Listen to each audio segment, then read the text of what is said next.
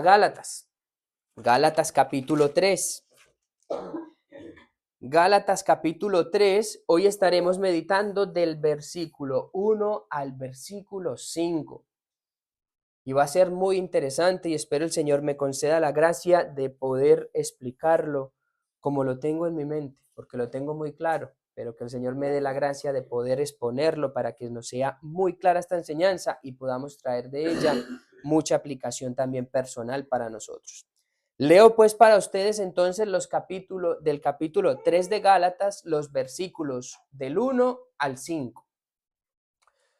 Y empieza así la palabra del Señor. Oh Gálatas insensatos, ¿quién os fascinó para no obedecer a la verdad? A vosotros ante cuyos ojos Jesucristo fue ya presentado claramente entre vosotros como crucificado. Esto solo quiero saber de vosotros. ¿Recibisteis el Espíritu por las obras de la ley o por el oír con fe? ¿Tan necios sois? Habiendo comenzado por el Espíritu, ¿ahora vais a acabar por la carne? ¿Tantas cosas habéis padecido en vano? Si es que realmente fue en vano. Aquel pues que os suministra el Espíritu y hace maravillas entre vosotros, ¿lo hace por las obras de la ley o por el oír con fe? Hasta aquí meditaremos en el día de hoy y lo haremos bajo el título El Espíritu se recibe por la fe. Será el título que tendremos en esta enseñanza en el día de hoy. El Espíritu se recibe por la fe. Y hermanos, seguimos con este capítulo 3 de Gálatas. Y aquí vamos a ver, o como ya hemos visto, cómo Pablo habla y comienza hablándole a estos hermanos con un tono fuerte. Él empieza con un tono fuerte hablándoles a ellos. Porque hermano, que te digan insensato, que te digan necio, no es algo que nos gusta. Pero él empieza así de esta manera. ¿Por qué? Porque era lo que tenía que hacer en esta ocasión. Y aquí él lo que va a hacer es apelar a la experiencia de los Gálatas, por eso él les está diciendo, ¿recibisteis el Espíritu Santo por qué? ¿Por el oír con fe o por las obras? Él lo que está haciendo es apelar a la experiencia de ellos, a decirles, pero ustedes ¿por qué fueron salvos? ¿Por oír con fe cuando yo les prediqué el Evangelio o por lo que le dijeron los judaizantes cuando empezaron a guardar las obras de la ley? ¿Por qué? Él lo que les quiere hacer ver es por la experiencia de ellos mismos, cómo habían recibido el Espíritu Santo y hacer ver el error que estaban viviendo con los judaizantes. Debemos notar también algo para no distraernos y es de que desde el capítulo 1, versículo 11 de Gálatas, Pablo empezó a hacer una breve reseña de su conversión. Acuérdense de eso que él empezó a decir cuándo se convirtió, cómo el Señor le salvó. Después, posteriormente, habló de un viaje que hizo a Jerusalén, si ustedes se acuerdan, que dice, estuve con las columnas de la iglesia y tal, y no me dijeron nada, solamente que nos acordáramos de los pobres, si se acuerdan de eso. Y luego en el capítulo 2, también en el versículo 11, nos habla de un encuentro que tuvo con Pedro, perdón. Pero ese encuentro no fue en Jerusalén, no fue en Galacia, sino que fue en Antioquía. Lo que hemos visto en las dos últimas enseñanzas sucedió en Antioquía, pero fue dirigido a la iglesia de Galacia. No nos confundamos con eso. Él pues en el versículo 11 del capítulo 2 le dice a Pedro, lo reprende por su hipocresía, pues antes de que vinieran los hermanos de parte de Jacobo, él comía con los gentiles, se juntaba con los gentiles, pero cuando vinieron esos de Jerusalén, de parte de Jacobo, de la iglesia de Jerusalén, ya se los hizo a un lado y empezó a comportarse de otra manera. Tanto así que arrastró a varios judíos y también a Bernabé. También a aquel que le ayudaba a Pablo, aquel que había estado con Pablo en aquel primer viaje en Jerusalén, también fue seducido por las malas ejemplos de Pedro.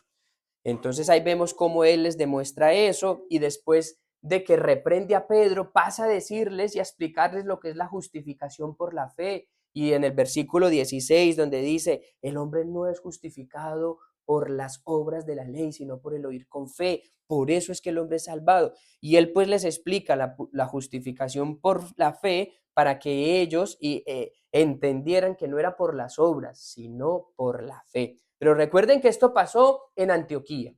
Esto pasó en Antioquía, no pasó en Galacia, pero él está utilizando esa experiencia para que les sirva de ejemplo a ellos y puedan entenderlo.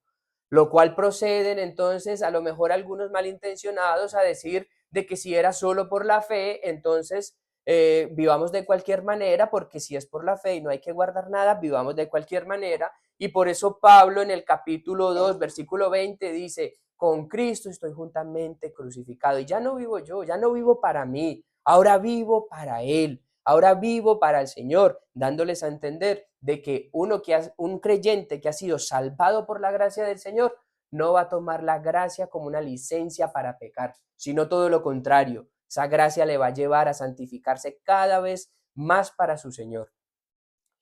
Y al creyente se le debe animar precisamente así, a vivir en santidad, pero no con la promesa de que si lo hace será salvo. Cuidado, como creyentes no pensemos de que si vivimos en santidad entonces seremos salvos. No, si vivimos en santidad es una evidencia de que somos salvos, de que ahora somos salvos. Si vivimos en santidad es porque el Espíritu de Dios mora en nosotros, que es muy diferente. Entonces, al creyente se le debe recordar lo que dice aquí Pablo en el versículo 20, donde dice, ahora lo vivo en la fe del Hijo de Dios, el cual me amó y se entregó a sí mismo por mí. O sea, no necesito más. Necesito recordar la obra del Señor en el Calvario, necesito recordar lo que Él hizo por mí y eso me basta para vivir una vida santificada, crucificada, dedicada a Él. No necesito que se me prometan muchas cosas en el cielo. Lo único que necesito es recordar quién se entregó por mí, cómo me amó, hasta qué al punto me amó, porque de esa manera viviré para Él. Así, eso es suficiente para que el creyente sea animado para vivir para el Señor. Yo te hago la pregunta, ¿eso es suficiente para ti? ¿Es suficiente de que Cristo se haya entregado por ti para tú renunciar a todo, crucificar a todo? ¿O necesitas algo más?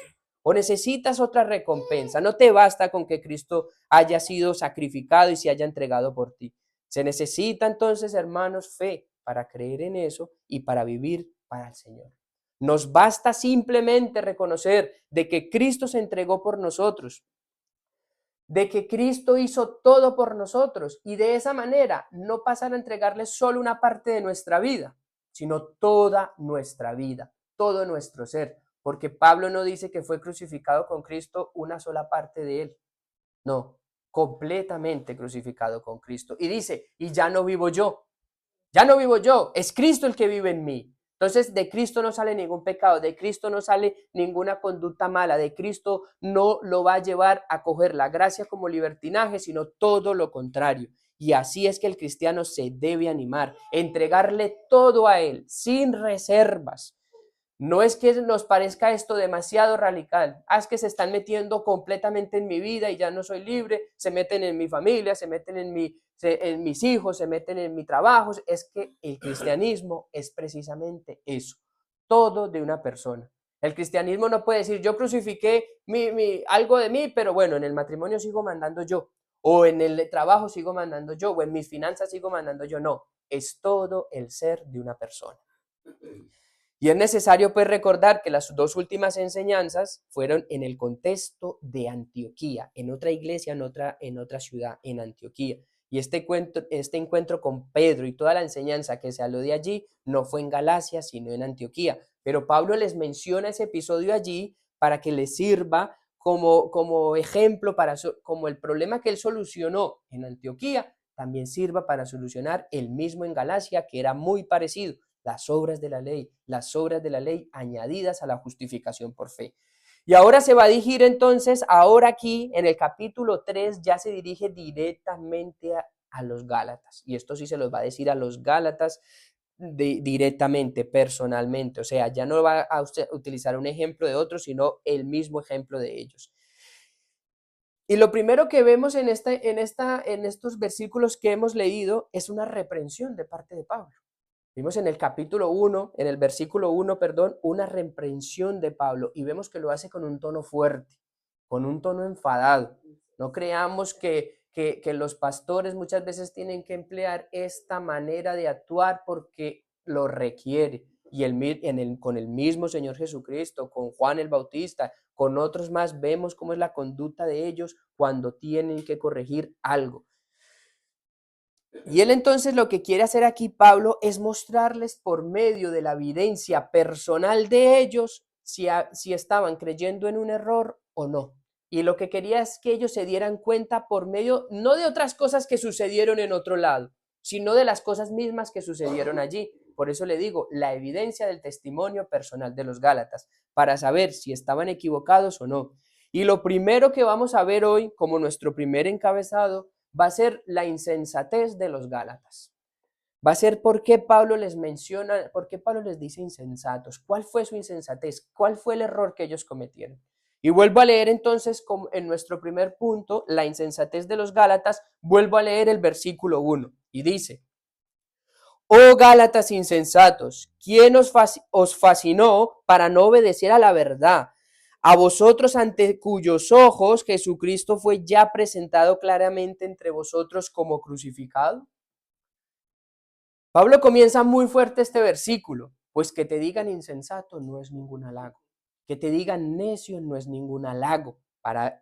Pero Pablo entiende que al ellos haber sido expuestos al evangelio, por eso les dice, vosotros ante cuyos ojos se os presentó a Jesucristo y este como crucificado, o sea, él entiende que a ellos ya se les había hablado el verdadero evangelio, es más, ellos abrazaron ese verdadero evangelio, ellos no lo despreciaron, ellos los abrazaron, porque el evangelio fue recibido por ellos, no fue rechazado, pero al ver que ellos se habían apartado de que lo que él les habló, él les dice, aquí hay una falta de sensatez. Él les está diciendo, ustedes no tuvieron sensatez, ustedes no pensaron, aquí hay algo que no está bien. Y es necesario entonces que definamos la palabra insensatos o insensatez. E insensatez es falta de sentido, falta de razón, falta de pensar, de razonar, falta de prudencia, pero además falta de buen juicio en los actos y en los dichos. Y esto es muy importante que lo entendamos. Él les está diciendo a ellos, Gálatas, a ustedes les faltó pensar, a ustedes les faltó prudencia, les faltó razonar, pues el que es prudente escucha todo. O sea, si ellos hubieran sido prudentes, escuchaban lo que los judaizantes le estaban diciendo, pero no tienen que obedecerlo, tienen que utilizar el pensamiento y decir, ellos me están diciendo que le añada obras a la obra de la justificación por la fe, pero ¿qué fue lo que nos enseñaron a nosotros? ¿Cuál fue la obra de Cristo? O sea, que ellos se expongan ante eso no fue lo malo fue que se lo hubieran tragado, que lo hubieran recibido. Por eso les faltó pensar, les faltó razonar. Y esto lo podemos ejemplificar, por ejemplo, yo estaba pensando con nuestros hijos. Nosotros son muchas las veces que le decimos a ellos, niños, piensen antes de hacer las cosas. A veces tiran algo, pero ¿cómo se le ocurre tirar eso? ¿No ves que se le puede clavar a alguien en un ojo? Ah, es que no pensé. ¿Y usted pensó antes de hacerlo? No, yo no pensé. Y entonces nosotros le decimos, pues piensen, no sean brutos, piensen en las consecuencias que pueden haber en un acto. Y eso es lo que pasa con los niños, que muchas veces ellos hacen las cosas, pero no miden las consecuencias. Entonces ellos han sucedido desgracias incluso, porque niños se han puesto a jugar, se han puesto a hacer algo y no han medido las consecuencias y han sucedido tragedias. Pero claro, eso en un niño hay que enseñarle a pensar, por eso al niño hay que enseñarle y decir, pero aquí lo que ellos estaban haciendo era precisamente eso, no pensaron, no utilizaron su mente para pensar y analizar las consecuencias de lo que les estaban enseñando. A los Gálatas pues les faltó buen juicio. Esto fue lo que les pasó. Debieron haber utilizado sus mentes para darse cuenta del grave error que les estaban enseñando los judaizantes. Recuerden que el error que les estaban enseñando era de añadir obras de la ley a la salvación. Ellos no negaban que la salvación fuera por fe, pero lo que estaban diciendo era como que estaba incompleta, como que había que completarla. Ese era el grave error. Y esto, hermanos, ya nos hace una advertencia a nosotros. Si los Gálatas fueron engañados, ¿qué nos puede esperar a nosotros? ¿Creéis que nosotros no podemos ser engañados? Claro que sí. Por eso nosotros debemos utilizar la sensatez, utilizar el razonamiento y no tener el entendimiento entenebrecido, que nos digan cualquier cosa y nos la traguemos. Es necesario pues que tengamos las mentes bien abiertas. Es un descuido pecaminoso no utilizar la mente, porque eso fue lo que hicieron ellos aquí. Un descuido no pecaminoso en no utilizar la mente, sino, bueno, estas personas nos dicen esto, nos lo tragamos todo. Quizás porque tengan autoridad, quizás porque eran muy persuasivos, quizás por eso, pero no era una disculpa para ellos. Cuidado, entonces no nos volvamos perezosos mentales, sin entendimiento. Y un perezoso mental, ¿sabes quién es? Es uno que no quiere conocer nada de la palabra, que no se interesa nada por conocer a su Señor, menos por conocer doctrinas porque son muy complicadas y eso no es para nosotros, eso es para los maestros o predicadores, y se conforman entonces en recibir todo lo que les dan y no utilizan su mente para saber si esto que me están diciendo es verdad o no. Se debe entonces no ser un perezoso mental. Debemos ejercitar nuestra mente. ¿Cómo la ejercitamos? Medio de la lectura, medio de la palabra, medio de buenos libros, por medio de la confesión de fe. Ahí estamos ejercitando la mente en conocer lo que es la doctrina, la palabra del Señor. Y note una cosa muy interesante aquí, que el error que ellos cometieron no es que fueran ignorantes. Un ignorante es el que no sabe.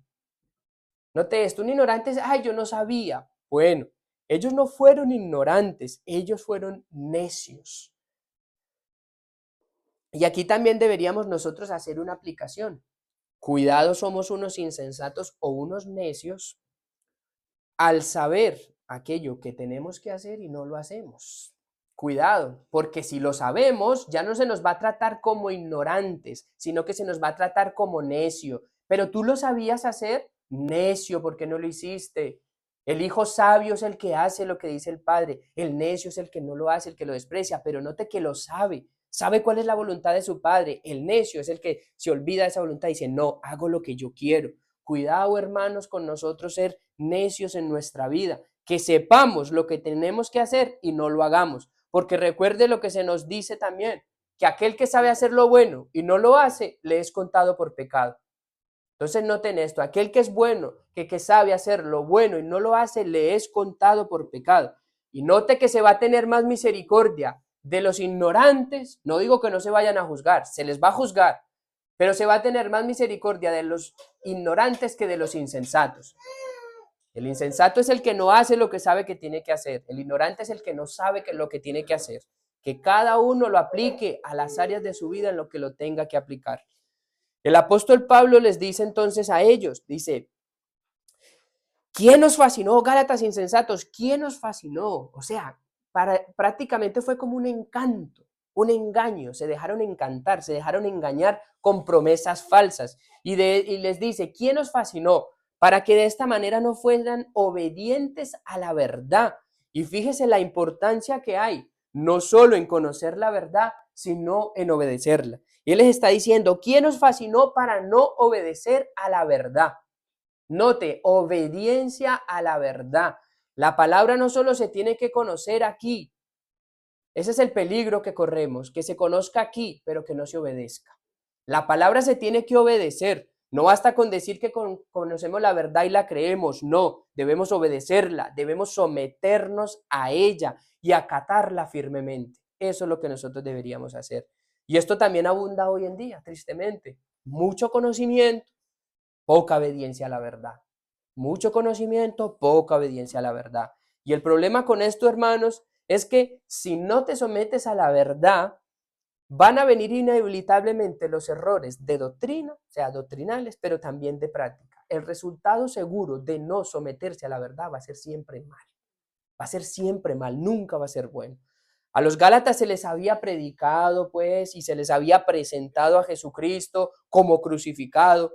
Se les había predicado de la cruz, que es la que justifica al impío. Se les había predicado acerca del sacrificio de Él en lugar nuestro, de su mediación. Ellos habían participado de la cena del Señor seguramente. ¿Qué representa la cena del Señor? Pues el sacrificio de Cristo hecho en favor nuestro, su cuerpo molido por nuestros pecados, su sangre vertida en nuestro favor. Ellos habían participado de eso, pero se les había olvidado. Ellos sabían del sacrificio propiciatorio de Cristo en lugar nuestro. Y esa verdad de que Cristo es el Cordero de Dios que quita el pecado del mundo, la sabían. Que Cristo es el que te sustituye a ti, que debías morir tú, pero que murió Él en tu lugar.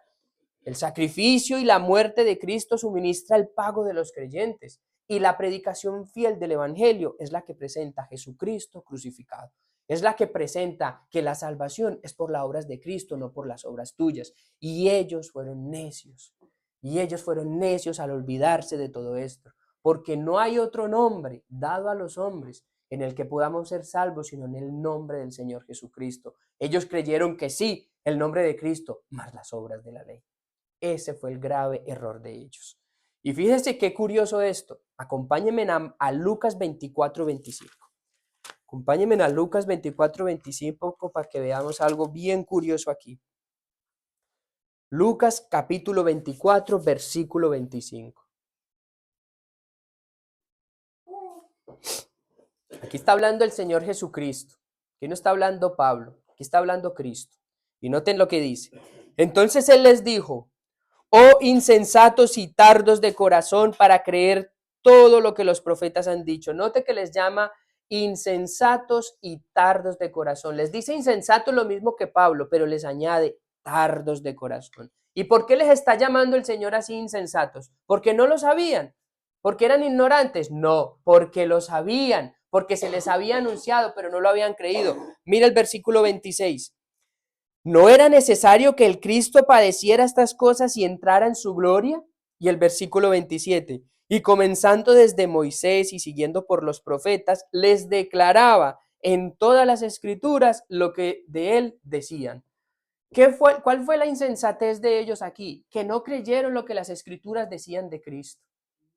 En cierto sentido, era lo mismo que había pasado con los Gálatas. No creyeron lo que las escrituras decían de Cristo, que Él es suficiente para pagar, cubrir nuestros pecados, sino que le quisieron añadir el mismo problema, el mismo error. Cristo crucificado, hermanos, es el mensaje central de la Biblia. El mensaje central de la Biblia es la obra de Cristo en la cruz. Sin ella, toda nuestra fe sería vana. Toda la obra de Cristo en la cruz, su vida perfecta y también su resurrección. Todo se basa en eso. Y Pablo está hablando aquí, Pablo sabía muy bien esto. Por eso en 1 Corintios 2:2, no lo busquen, yo se los leo. Por eso él les dice, pues me propuse no saber entre vosotros cosa alguna, sino a Jesucristo y a este crucificado. Nada más. Ese es el mensaje central del Evangelio, porque no solo es creer en Cristo, es creer también en su cruz. ¿En qué sentido? En que por él morir por nosotros, nosotros ahora encontramos la paz para con Dios. Entonces es creer en Cristo, sí, su vida, pero también su cruz, su muerte, su obra, su resurrección. Ese es el mensaje, ese es el enfoque central de la redención. Lo que él hizo, no lo que nosotros hagamos. Y a ellos se les había olvidado.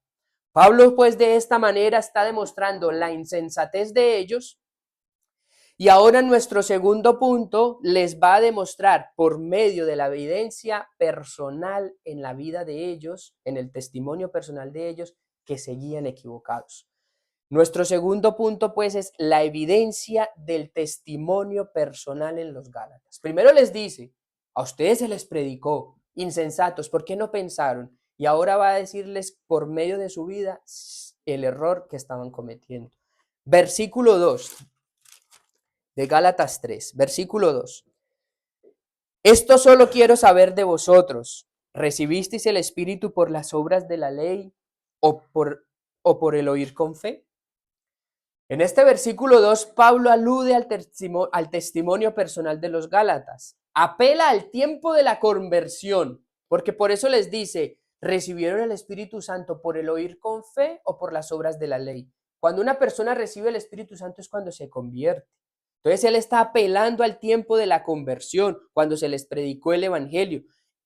Si ellos respondían, no, lo recibimos cuando se nos predicó el Evangelio y escuchamos con fe y creímos, entonces esa era una evidencia de que ellos habían sido salvos sin las obras de la ley y ahí terminaba el asunto. Por eso les dice, ¿cuándo ustedes fueron salvos? ¿Cuándo ustedes recibieron el Espíritu? ¿Cuando los judaizantes vinieron a decirles esas cosas o cuando se les predicó el Evangelio antes? Si ellos decían, no, fue antes, entonces ya se acabó la discusión, porque entonces no hay que añadirle nada, porque el que tiene el Espíritu es el que es salvo. Y entonces se hacían innecesarias las obras de la ley y él los quiere llevar a que ellos miren por su propio testimonio y por la propia evidencia de ellos mismos que habían sido equivocados y convencerlos para que vuelvan a la verdad. Perdón, hermanos. Así pues, tener al Espíritu, por eso les dice, ustedes recibieron al Espíritu. Tener al Espíritu es una evidencia de ser un hijo de Dios. Tener al Espíritu es la mejor evidencia de ser un hijo de Dios. Entra la pregunta aquí fundamental. ¿Tú lo tienes, mi querido amigo? ¿Tú tienes al Espíritu de Dios? Todo cristiano debería saber si tiene al Espíritu. Por eso él les pregunta, ¿recibisteis al Espíritu cuándo? Porque tiene que haber una evidencia de la obra del Espíritu. Cada creyente debería saber, no lo sé, yo creo que sí, no. Cada creyente debería saber si tiene al Espíritu, no. ¿Cómo lo va a saber? ¿Cómo lo vas a ver? Les voy a decir unas formas en las que puedes saber cómo saber si tienes al Espíritu de Dios. Y un hijo de Dios no vive bajo el dominio de las emociones, sino que se deja de dirigir por el Espíritu en sus decisiones. Un hijo de Dios no vive dominado bajo las emociones, sino que se deja dirigir por el Espíritu de Dios. La presencia del Espíritu en una persona transforma el carácter reflejando a Jesucristo, resultando en amor, en gozo, paz y libertad del pecado. Esa es una evidencia de que tienes al Espíritu. ¿Reflejas el carácter de Cristo en tu vida? ¿Tienes amor en tu vida? ¿Tienes gozo? ¿Tienes paz? ¿Has sido libertado de la esclavitud del pecado? Esta es una evidencia de que tengas al Espíritu. ¿Es eso lo que el Espíritu ha hecho en tu vida? ¿Es eso lo que ha hecho? ¿O hay muy poca evidencia de que el Espíritu haya hecho esto en tu vida? Oh, hermanos, esto no es para tomarlo a la ligera. Esto es más bien para que cada uno se examine. Esto es para que cada uno se examine y si encuentra que tiene el Espíritu en su vida, se regocije porque es un hijo de Dios. Pero si no, que ruegue al Señor para que venga el Espíritu de Él en a tu vida y te vivifique. Pero acompáñenme a Romanos 8 para que veamos una evidencia más precisa de lo que es tener al Espíritu de Dios. Romanos 8 desde el versículo 1. Romanos 8, versículo 1. Y voy a ir leyendo unos versículos. Voy a empezar por el versículo 1. Y dice, Romanos 8:1, ahora pues, ninguna condenación hay para los que están en Cristo Jesús, los que no andan conforme a la carne, sino conforme al Espíritu. El primer versículo ya nos da una promesa. Nos da una promesa y nos dice, o sea, que no va a haber condenación para aquellos que son de Cristo el Señor. Eso es una promesa. Pero también nos da la primera evidencia. ¿Y cuál es la primera evidencia? Que los que tienen al Espíritu no andan conforme a la carne. No andan conforme a la carne, sino conforme al Espíritu. Por eso es que nosotros no creemos en tal cosa como un cristiano carnal. Es que es un cristiano carnal, vive según la carne. No. El cristiano carnal es como los unicornios, no existe. No hay tal cosa como un cristiano carnal. Tal vez un cristiano caiga en pecado, pero su conducta regular no va a ser vivir en la carne, no va a serlo. Por eso nosotros nos oponemos a eso. Un cristiano no puede ser dominado por la carne, no es un mundano. Muchas de las cosas que el mundo te ofrece son carnales. Muchas de las cosas que el mundo nos da son carnales. De ahí la sensualidad, de ahí la vestimenta, de ahí la vanagloria y etcétera, etcétera. Y estoy hablando tanto para hombres como para mujeres. Lo que nos ofrece el mundo es eso, carnalidad, carnalidad. Por eso cuando uno ve a un cristiano sensual, a un cristiano vanaglorioso, orgulloso, es un carnal. Porque eso es lo que le ofrece la carne. Pero un cristiano no anda conforme a la carne. Versículos del 2 al 4, leo, dice, porque la ley del Espíritu de vida en Cristo Jesús me ha librado de la ley del pecado y de la muerte, porque lo que era imposible para la ley, lo que era imposible, por cuanto era débil por la carne, Dios, enviando a su Hijo en semejanza de carne de pecado, y a causa del pecado, condenó al pecado en la carne. Estos versículos nos dan la razón o el motivo de esto. Y es que lo que era imposible para la carne antes de convertirnos, ahora es posible por el Espíritu. Entonces no se puede obligar a un mundano a vivir como un cristiano, eso es imposible, porque le va a ser imposible. Pero recuerden que el Señor nos libró no solo de la condenación que va a venir a los pecadores que no se arrepienten, sino que Él también nos libró de la esclavitud del pecado. Y eso es algo que debemos recordar. Sí, muchas veces se dice, nos libró de la condena que nos esperaba, muy bien, pero también te libró de la esclavitud del pecado, también has sido librado de ella. Esa es una muy buena evidencia. Versículo 5. Porque los que son de la carne note, piensan en las cosas de la carne, pero los que son del Espíritu en las cosas del Espíritu. Otra evidencia más, pensar en el Espíritu. Hay quienes no tienen ningún pensamiento espiritual en sus vidas. Estamos hablando de las evidencias de tener al Espíritu en nuestra vida. Entonces, el que tiene al Espíritu piensa en las cosas del Espíritu.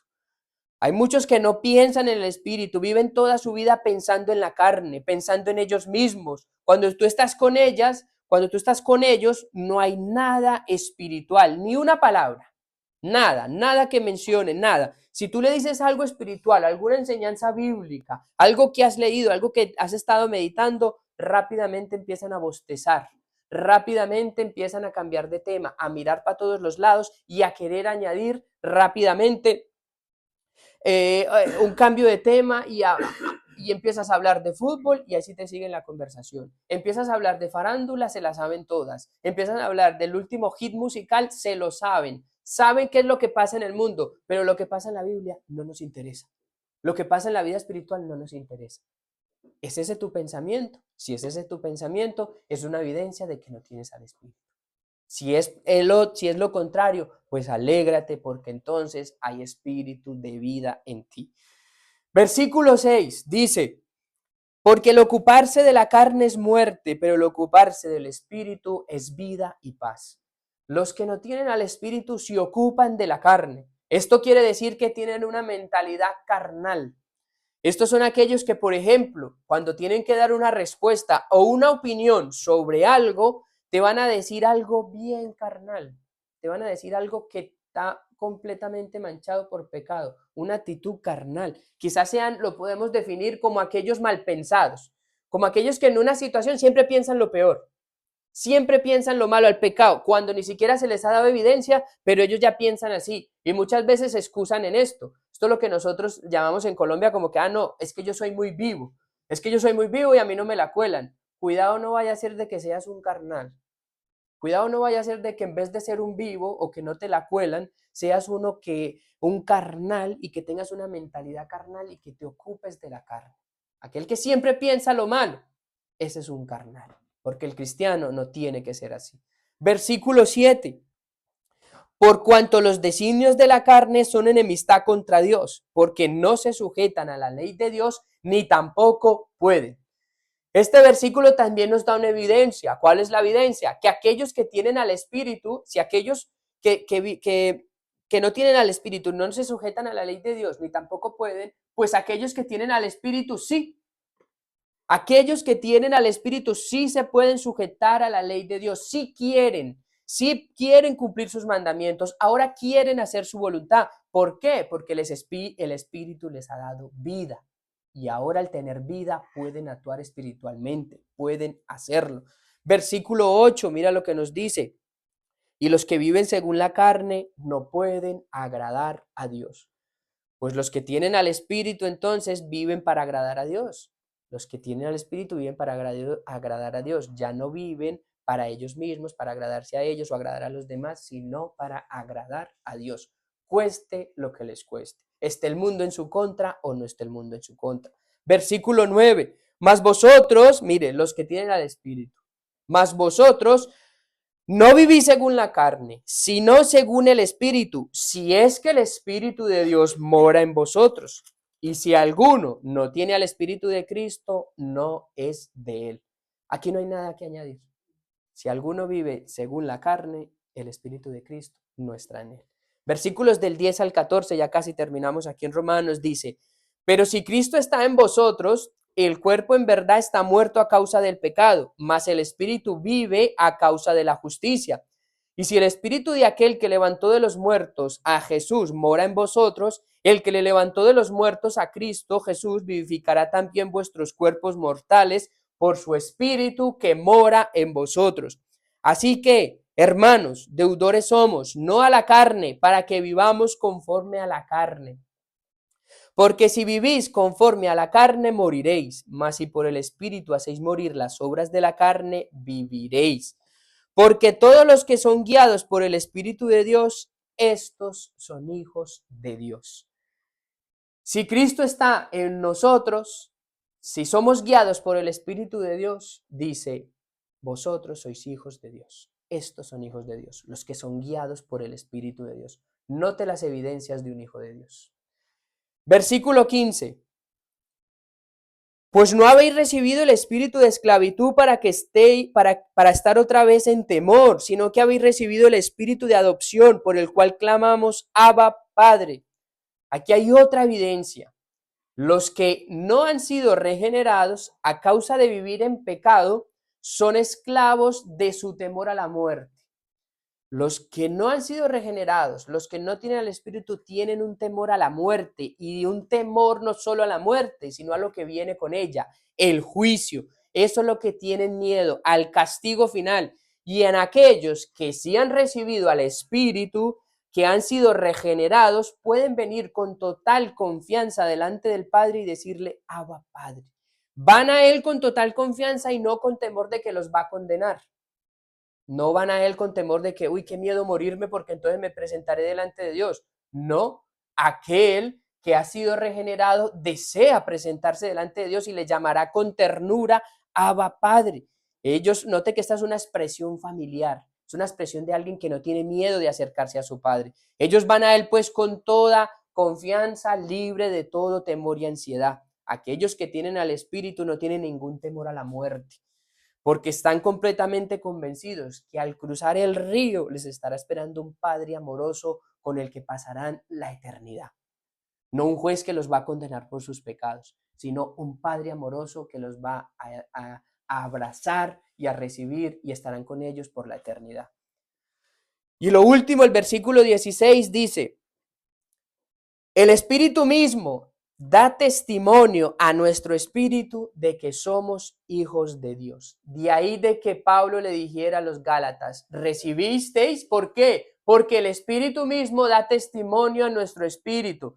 Esta es la conclusión para que sepamos si tenemos al Espíritu o no.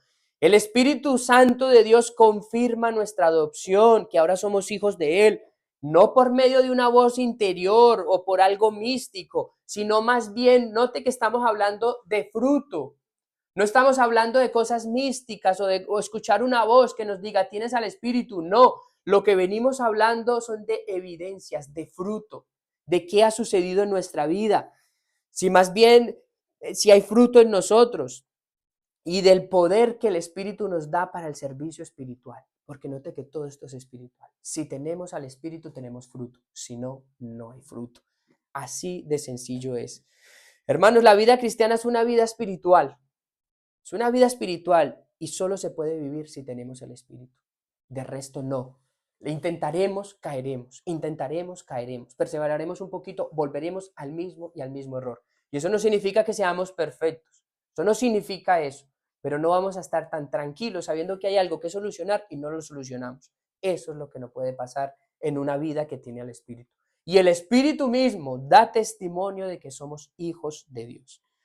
Hermano, medita en estas evidencias. Si tú cuando estábamos leyendo estas evidencias te regocijabas viendo, sabiendo de que esto es una realidad en tu vida, hermano, déjame decirte que eres un hijo de Dios y alégrate por eso. Regocíjate porque el Señor te ha dado de su espíritu y ahora eres salvo por su gracia. Alégrate y sigue viviendo para el Señor. Pero si por el contrario tú dudas de tener estas marcas del Espíritu en tu vida, de tener estas evidencias, no juegues con esto. No lo dejes pasar. Acude al Señor. Acude al Señor y Señor, confírmame si tengo al Espíritu, o Señor, dame a tu Espíritu porque no lo tengo.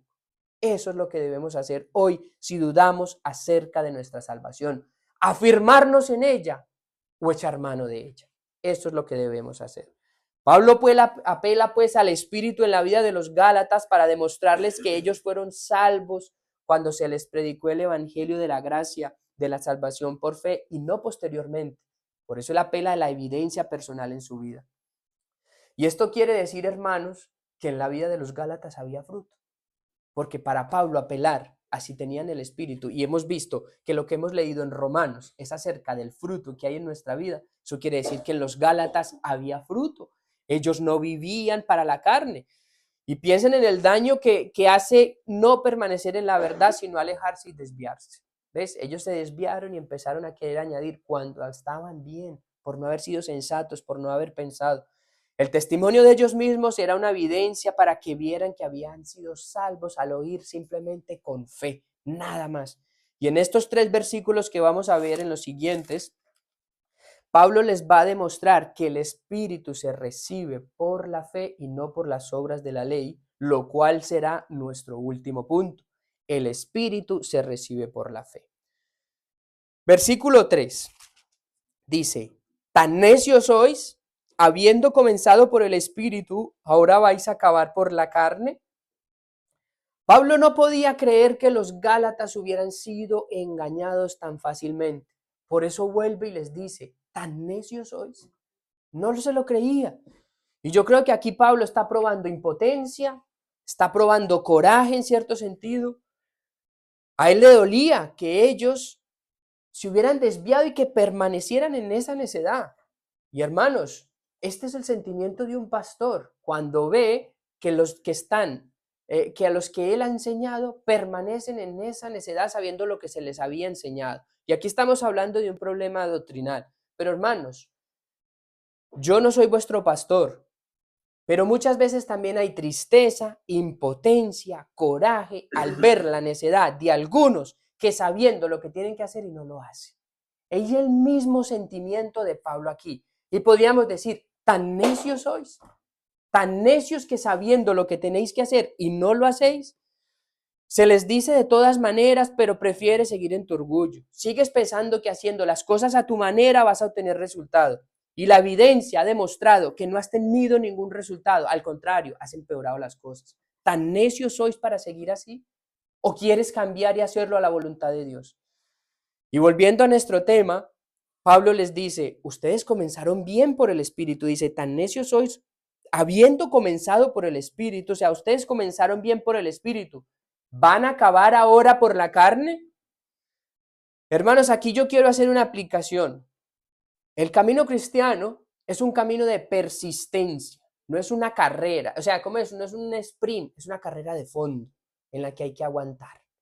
Esto es un camino de persistencia, no es el que pega el pique más rápido y ya, no. El camino cristiano es despacio, pero es un camino de persistencia, de perseverancia. Se debe empezar bien, es importante empezar bien, se debe continuar bien, pero es fundamental terminar bien.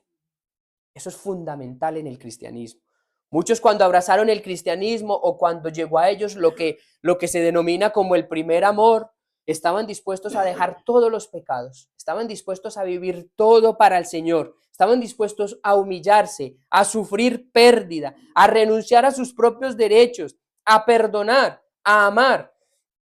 Pero parece ser que después de pasados unos años, en vez de haber madurado y haber seguido por el Espíritu, en cambio se volvieron orgullosos, necios, duros de servir, ya no quieren renunciar a nada, ahora exigen.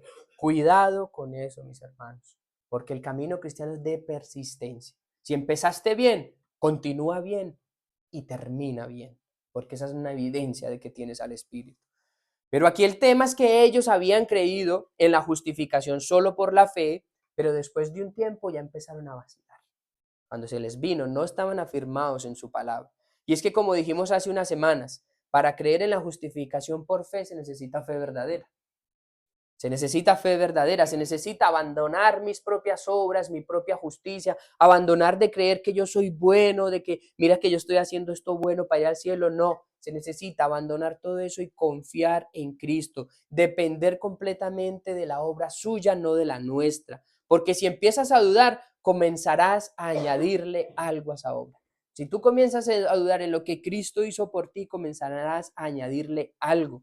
Porque esto es lo que nuestra naturaleza pecaminosa quiere seguir haciendo, sentirnos orgullosos, sentirnos seguros por medio de algo que nosotros hacemos. Y esto es como cuando Pedro caminó sobre las aguas. Él empezó bien. Si hubiera tenido su mirada puesta en Cristo, no se hubiera hundido. Pero él dudó, pensó a mirar alrededor y dudó. Y esto es lo que pasa con los que dudan acerca de la salvación por fe, que empiezan a escuchar de las voces de fuera, de las voces de los judaizantes, y se hundieron en las miserias de su propia justicia.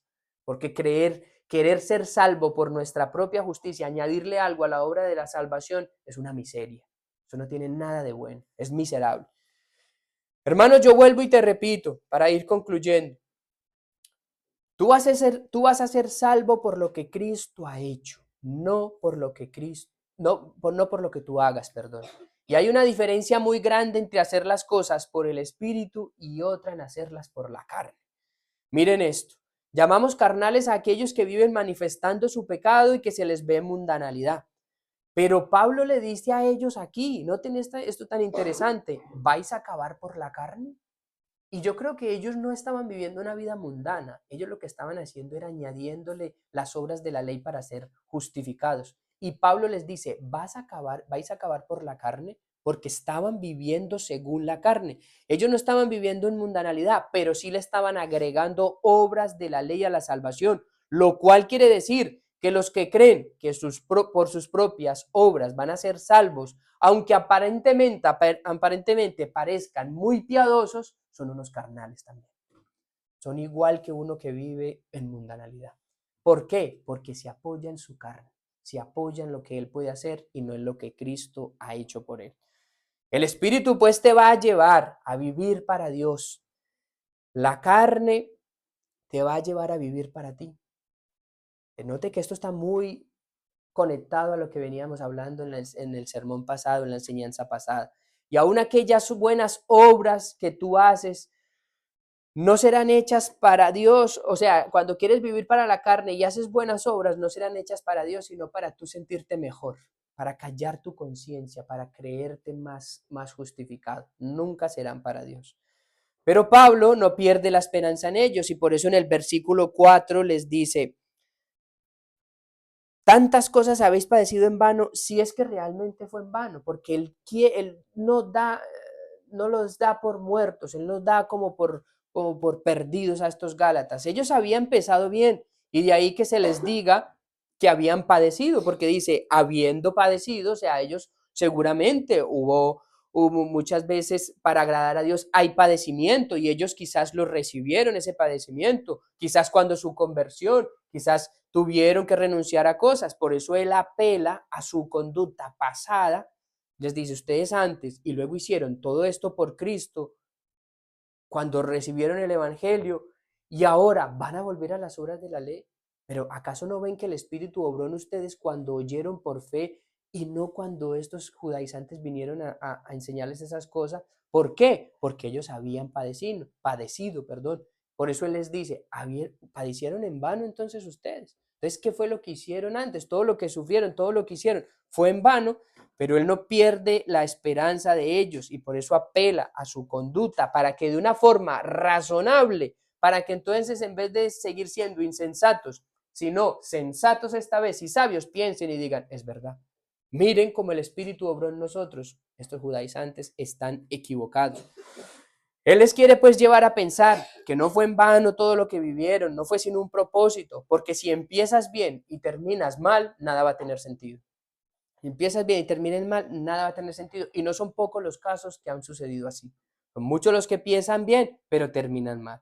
Y Pablo termina el versículo 5 mostrándoles la evidencia más clara. Y se los voy a leer. Y dice, aquel pues que os suministra el Espíritu y hace maravilla entre vosotros, ¿lo hace por las obras de la ley o por el oír con fe? Y esa palabra suministra que dice ahí, aquel que os suministra está en tiempo presente.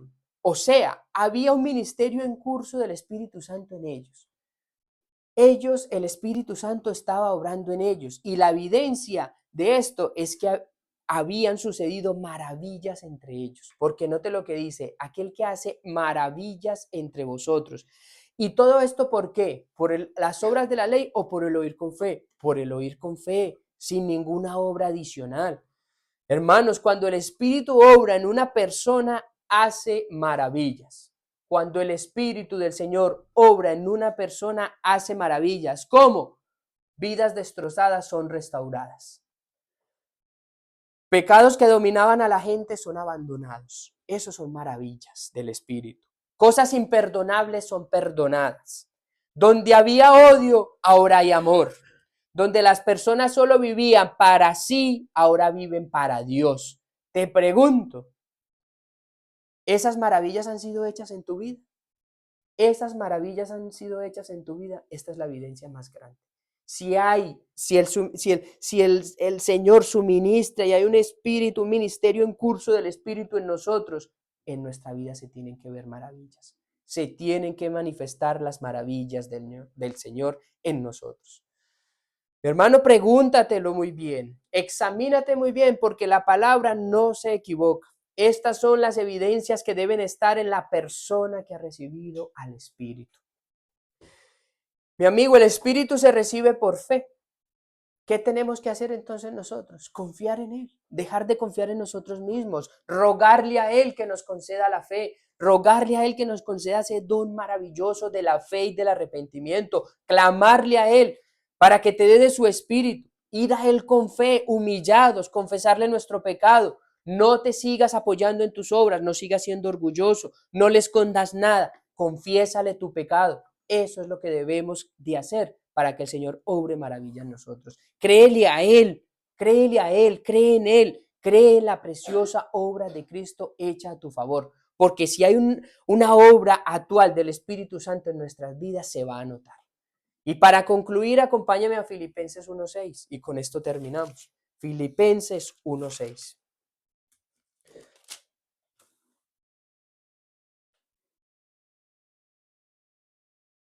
Note que el apóstol Pablo les está diciendo a ellos que el que os suministra, o sea, hay una obra del Espíritu en ellos. Y mire lo que dice Filipenses 1:6. Estando persuadido de esto, que el que comenzó en vosotros la buena obra, la perfeccionará hasta el día de Jesucristo. Si Él ha comenzado una obra en ti, la perfeccionará. Y que te llame al pecado, que te haga ver tu pecado, eso es una obra también de que Él ha empezado algo en ti. Pero ese pecado se tiene que perfeccionar. No te dejará igual, note, Él empieza una obra, pero esa obra, Él empezó una obra y la dejó ahí parada. No, Él empieza una obra y la va llevando a cabo, la va perfeccionando. Y uno de los medios que Él utiliza para perfeccionarnos es la predicación de la palabra de Dios. Por eso te digo, hermano, recibe de buen ánimo lo que se te ha dicho hoy. Recibe de buen ánimo cuando se te corrige por tu pecado. Recibe de buen ánimo cuando se te incomoda, cuando se te ofende, porque ese es uno de los medios que Dios utiliza para perfeccionar a su pueblo. Para que esa obra que Dios ha empezado en ti avance, el Señor utiliza la predicación, el Señor utiliza la corrección, la consejería, la palabra. Eso es lo que el Señor utiliza. Y cuando Él ha empezado una obra en ti, hará que avance. Y ese avance de la obra de Dios en ti por medio de su Espíritu será la mejor evidencia de que eres un hijo de Dios. También mira si el Señor ha avanzado en ti. Si ha avanzado en ti, hermano, alégrate, pero sigue siendo perfeccionado por Él. Sigue siendo perfeccionado por Él. Para que como a los Gálatas se los diga, aquel que hace maravillas en vosotros, ¿por qué lo hace? ¿Por el oír con fe o por las obras de la ley? Esa es la mejor evidencia de que se hará, de que eres un hijo de Dios. Y eso debería alegrar nuestras almas. En vez de ofendernos, alegrar nuestras almas. Así que quiere al Señor que esta palabra sirva para cada uno de nosotros. Meditemos en ellas y miremos si en nosotros está la evidencia del Espíritu como en los Gálatas. Porque si Pablo apeló a la evidencia del Espíritu en ellos para saber si eran salvos, hoy también apelamos aquí a la evidencia del Espíritu en tu vida para ver si eres salvo. No el emocionalismo, no el yo confesé al Señor. Por eso estamos en contra de que confesé al Señor, entonces no. Sí, estamos a favor de que confesé al Señor, pero con evidencias espirituales. Por eso vamos en contra de todo eso. Vamos a terminar entonces este tiempo en oración. Padre, te damos muchas gracias por tu palabra, Señor, que no se equivoca, Señor. Qué maravillosa es tu palabra. Te damos muchas gracias por ella y te rogamos, Señor, que nos ayudes a entenderla. Que nos ayude, Señor, a comprender tu palabra, como veíamos hoy, Señor, a mirar si hay esas evidencias en nuestra vida del Espíritu, Señor, y a ser sensibles, a seguir siendo moldeados por Él. Oh, Señor, si tú has empezado en una obra, ciertamente en nosotros, ciertamente la llevarás hasta la perfección. Y nosotros, Señor, queremos, Señor, que tú perfecciones nuestras vidas. Por eso, Señor, también confesamos nuestro pecado y nos sentimos, Señor, miserables por aún tanto pecado que hay en nuestra vida, viendo que tú te has entregado por nosotros. Señor, perdona nuestro pecado, perdona nuestro orgullo, perdona nuestra vanagloria, perdona todo aquello malo, Señor, que aún no nos permite ser más perfeccionados. Perdónanos por esto, Señor, y sigue suministrando tu Espíritu en medio nuestro para que seamos perfeccionados y también para que más personas se arrepientan, para que más personas vengan al arrepentimiento y conozcan la maravilla del perdón que tú ofreces solo por medio de la fe.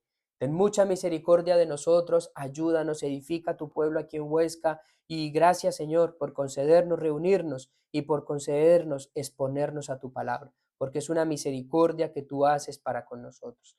Ten mucha misericordia de nosotros y bendícenos en lo que resta de día. En el nombre del Señor Jesucristo. Amén.